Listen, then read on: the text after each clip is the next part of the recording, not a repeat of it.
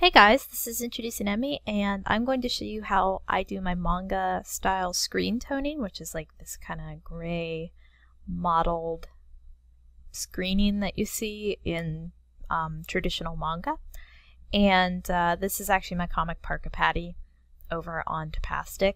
This is a page I already did the screens on a while ago. This is a page that has been done but didn't have the screen tones on it yet, just the inks. So I'm going to show you how I go from basically this, actually more like this, to that, okay? So also, as you can see a lot more of my screen right now, it's just so you can get an idea of my workspace, since this is a more in-depth tutorial. Okay, so I have just a few layers here. These are my speech balloons. They're on their own layer. I have my inks. Turn those on and off. This is going to be really important to my tone layer, this kind of turquoise green color. And then the orange is just a background, and it's on its own layer, and this is my sketch. So I'll lock that. So everything's locked except this kind of turquoise layer. So on that layer, you can pick any color. I just picked green because it's bright and I can see it really easily and it doesn't hurt my eyes.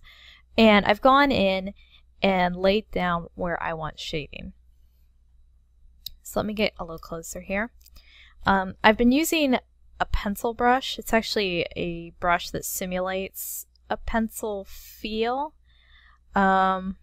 It's kind of bubbly and soft on the edges, and I feel like it allows for more mistakes. And traditionally, screen toning was done by putting a piece of, I'm not sure what you call it. It's kind of like a plasticky paper down, and sometimes it would have an adhesive on the back and sometimes it wouldn't. You'd have to like manually coat it with some kind of an adhesive, and then you would, you know, trim out where you didn't want it and then either photocopy it or, you know, photograph it for a book. So that's how it used to be done. Now I get the impression most screen toning is done digitally because it allows for a lot more trial and error, so to speak. But I like to use this kind of fluffy brush because I feel like it has that sort of cut away feel on the edges. And I do use this brush for a lot of different things. I just feel like when it's finally shrunk down to how it's going to look online, it just looks more realistic, I guess.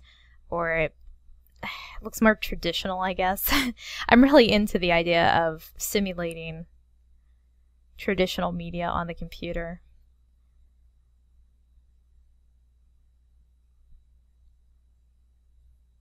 So go through, you do your little shading. I'm going to keep doing some here to show you how I do it. And also you can see I'm not, you know, this isn't like an exact art. There's some places where it's kind of blobby or there's, you know, missing pieces. You know, like little holes. You won't really be able to see your mistakes once you add the screen toning in. So I've been working down here a little bit on the close-up. So here I will I'll show you on this panel here because there's not a lot going on. So this is the character Parka Patty. I'm just going to be shading her jacket. So you just draw in where you want your shading to go. And I understand that shading can be difficult if you're not used to doing it. My shading isn't always like true to the lighting. It's more like artistic, I think.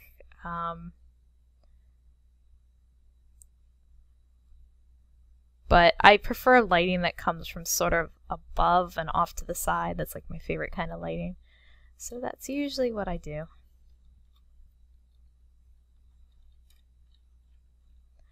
So I fill that.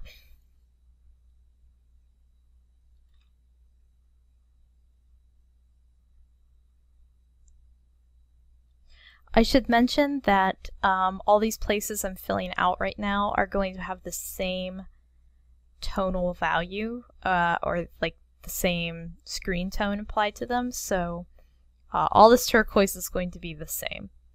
I generally like to only work with a few different tones, especially on the characters. The backgrounds, I go like a little more, bonkers with. I just do whatever feels good. But on the characters, I like to stick to just one or two tones, just so it doesn't get too noisy, I guess.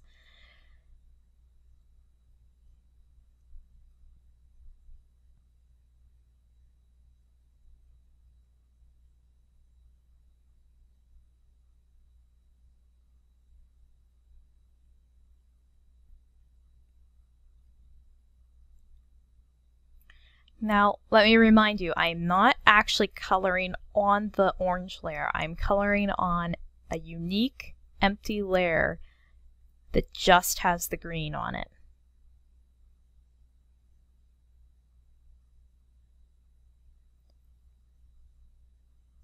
And I understand that the characters look a little like, whoa, they look like they're going to a Kiss concert or something. But trust me, this is a really, in my opinion, beginner-friendly way to shade. And you can take this method and get more complicated with it later. So, yeah.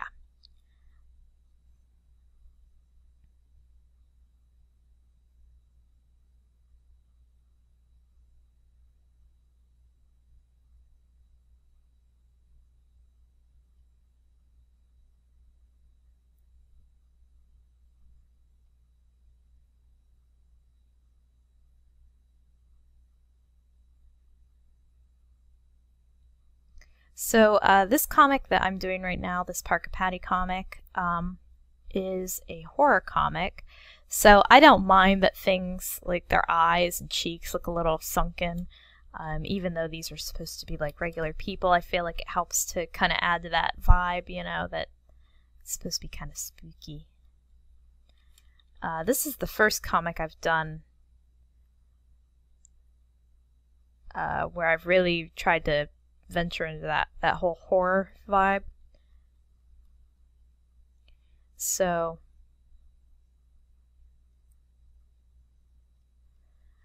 I realize that it may not be perfect, but I enjoy doing it. That's all that matters.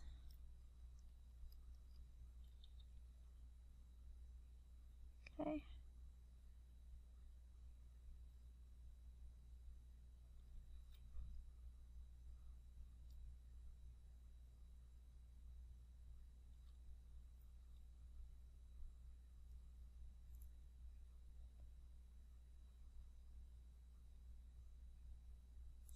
So as you can see, I'm just really, I'm getting that color in there. I'm just blobbing it in.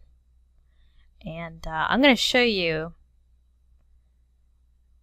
that it can still be corrected even after the tones are applied. I know if you've ever worked with digital tones on the computer, they can be a real pip and a half to work with. Oh, and I should also say that I am working in Photoshop CS6, but this method would work, gosh, I think all the way back to CS whatever. As long as it allows for a clipping mask. Don't get scared. I used to hear the word mask and I would just be like, nope, I'm done. I'm not even watching this tutorial. I don't know how to do masks. But after I sat down and made myself learn how to use masks in Photoshop, it made my life so much easier. I can't even begin to express how much simpler my artistic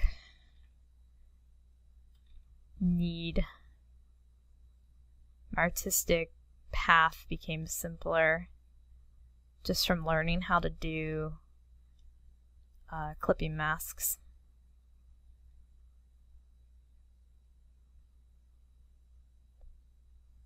So let me just finish this up. I hope you don't mind if I just do it live on camera. I was thinking about cutting away there, but I don't want to do that. I want to stay with you people and talk to you. Share our artistic experiences. And hopefully if I think of anything else along the way, I can explain or quantify or justify what I'm doing. I should also state I really don't know how other people do digital tones. This is just the way that I've found comfortable. If you know a quicker way, do that. This is just the way I like to do it. Because like I said, I feel like it leaves a lot of room for error. And it's also very similar to how I shade my color comics. So I feel like I'm not having to make like a huge technique transition when I start working on Parka Patty, as opposed to like my full color stuff. Whether it's like my Seamus stuff or Trying Human. So that's the one thing, you know, I have to sort of remind myself is, especially when you're working on multiple projects at once, you don't want to have to relearn how you did it. You know, like, how did I make it look like this? Because all that time you spend trying to reteach yourself a style or a method of producing something, you could have been, you know, creating something or doing something awesome. I'm not saying it's not good to try new things, but if you're working on multiple projects at once, it could get, you know, a little hectic. So, yeah. Okay, one more. So, Parka Patty's face is mostly in shadows, so I'm just going to get this all in.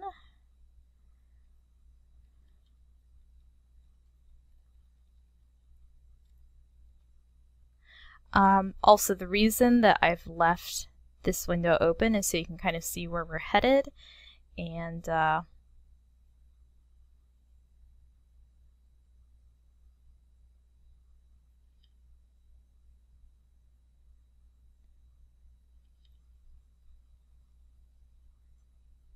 to match up the tones for myself. Sorry, I was thinking.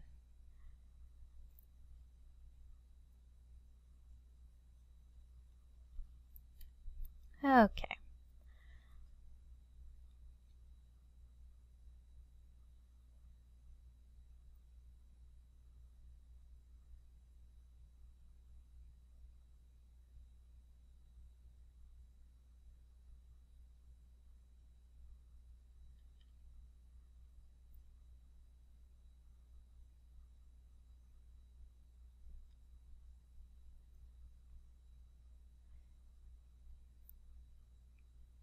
So this part of her parka is supposed to be like fluffy.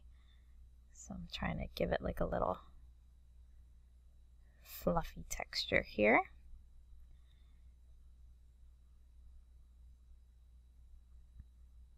And Parka Patty drools a lot, so there's like a lot of little spittle around her mouth.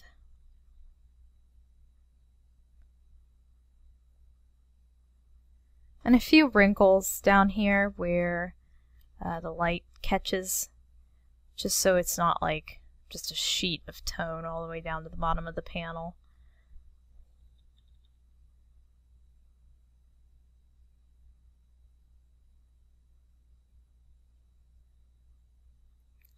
Okay. Now what we're going to do is I have a few places where I've colored outside of the characters, so I'm just going to go through and select the negative space, except for that one, and delete that extra tone. Okay, there you go. So there's our tone. It's still green. I'm actually going to make it white, and you can do that multiple ways. You can lock it off and you know, paint bucket it in white. You could start by coloring it white. I personally don't do that. I just don't like the way it looks while I'm working on it. You could just hit Control U and move your lightness down to nothing. You know, there's a million ways to color it white, so that's kind of Photoshop 101, so hopefully you know how to do that at least. You want your color to be black, and then here's where you're going to put the tones in. So I have a set of manga tones that I want to say I got them from DeviantArt, but I'm not sure where now. I've had them for quite a while now, but they are free to use, so I'm not going to get in trouble for using these or showing them to you. And you want to make sure all your tones that you use in in published work is like that. So I've just used my rectangular selection tool, or rectangular lasso tool. What's it actually called? Hold on. Rectangular marquee tool, excuse me. So to select this one panel. And the reason I do that is so that, is that the correct tone? Let me get a little closer.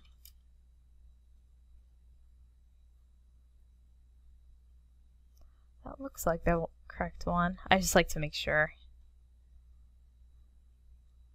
I can't tell. Yeah, I think it's the right one. The reason I like to do that, to select in there, is because my tone brushes do have edges. So when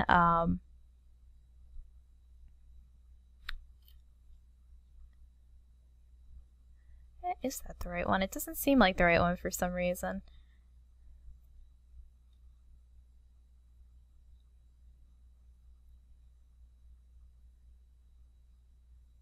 That's definitely not it.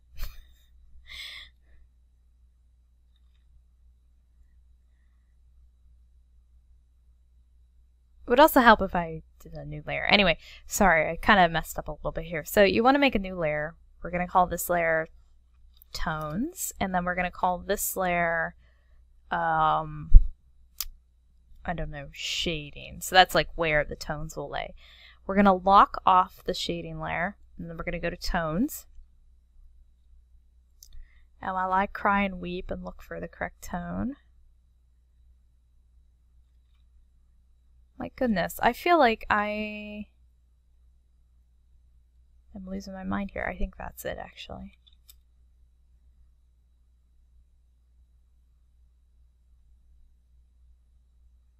Huh. I am. I'm losing my mind. That's definitely not it. As you can see, I have a lot of different tones. No. I'm leaving this in because I say so. Okay, so we found the tone I want. So I've made my selection. I'm on the tone layer. I'm going to go through and I'm going to go boop.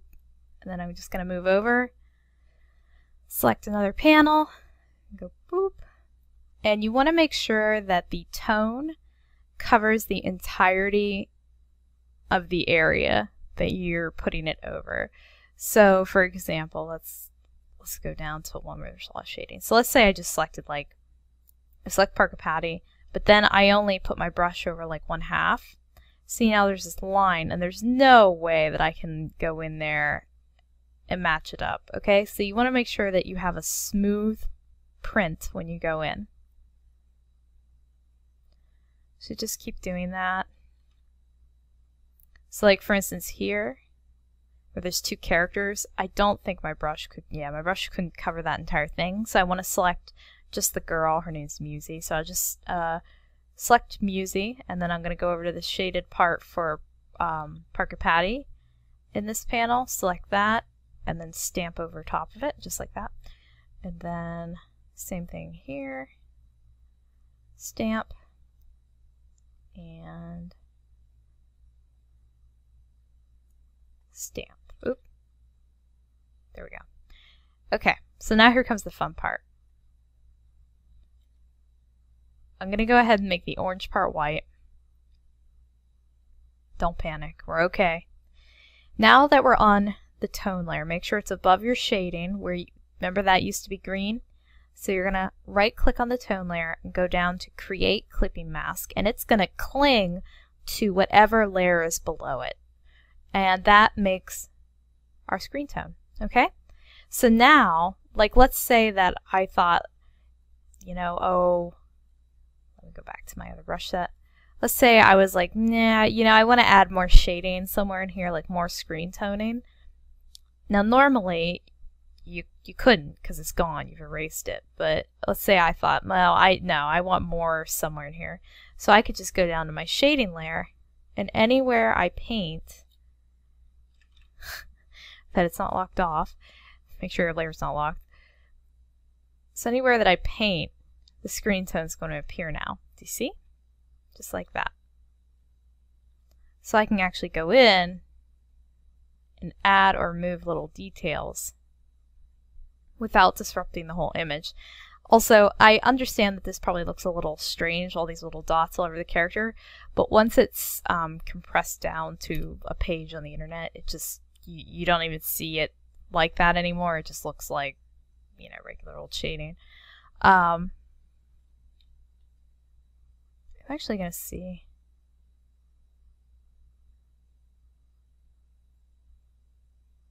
Sorry, I was just playing around a little. What about if I double that up?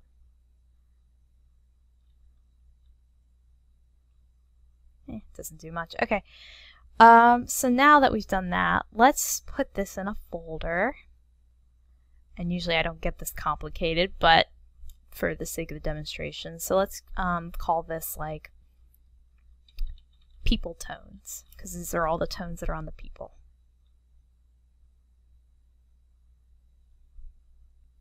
We're going to put that in its own folder. And then we're going to do backgrounds. So I actually want these two characters to have the same background. So I'll just make it orange like that. And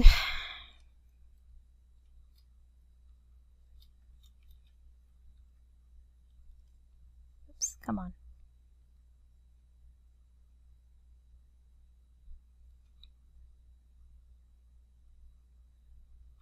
I'm just thinking how I could do this here.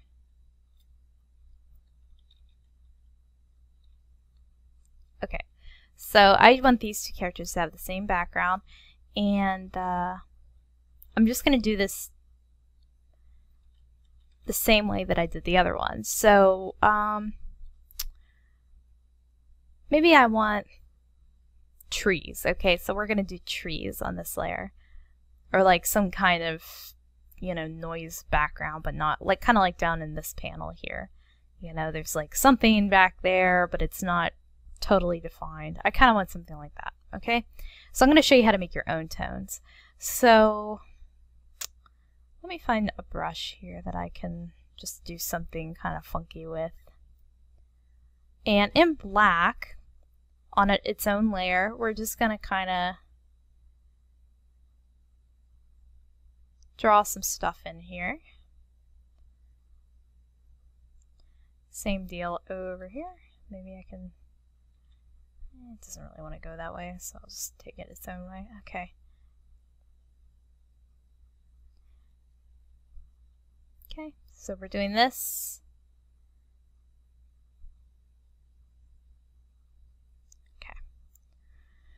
So I know you're probably thinking, wow, that doesn't look like tones at all. That's okay. I'll show you how to make it a tone. So I'm going to select all, copy that, go into a new file, and when you copy something in Photoshop, when you hit Control-N to make a new file, the measurements that come up should be the exact measurements of what you just copied. And if they aren't, do it again.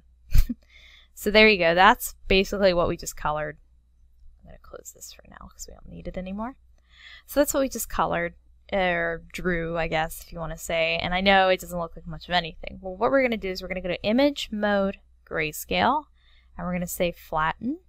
And it's going to ask us if we want to save any of the color information, and we're going to say no. We're going to discard it. And then one last time, we're going to go Mode, Bitmap, and then here is where you can kind of make your own screen tones. It'll ask you how many pixels per inch. This is 100. This is probably set for something else I was doing. And then under method, you can say 50% threshold, pattern dither, diffusion dither, halftone screen, or a custom pattern. We want to go with a halftone screen because we're doing halftone screen tones. So let's see how this looks. It's also going to ask you how many lines an inch, what angle do you want your pattern to be at, and do you want round, diamond, ellipse, line, square, or cross? I'm going to go with round because I like round patterned halftones. It's just my thing. And we'll see how it looks. Okay, so it kind of gave us something. I don't know if I necessarily like that though. Let me try it again here. Just bitmap. I'm going to say 300 pixels an inch. Okay, there we go. So that kept it the same DPI. I like that. You know, it's a little different. Admittedly, it's not quite what I was doing before, but it's neat. I don't know. It has a look to it that I haven't gotten yet. It's kind of like an experiment, you know? So we're going to say select all, copy, come back to our file. We're going to paste it in, get rid of our old tone. We don't need that anymore. So now here's our new tones. Just scoochy them on up in there. Say control, or create clipping mask, excuse me. And I'm actually going to, I have a little hotkey here that lets me expand. Sorry about the errors, it gives me that randomly.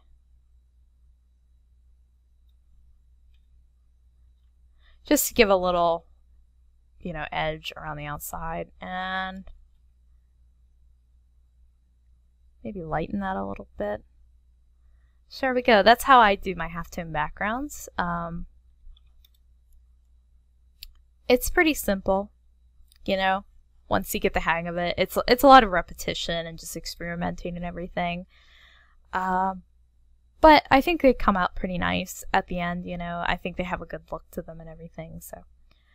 Alright, coolie beans. Well, I'm gonna get going and finish up screen toning this page. I've got to put it up in a couple days, and I'll see you guys later. Bye!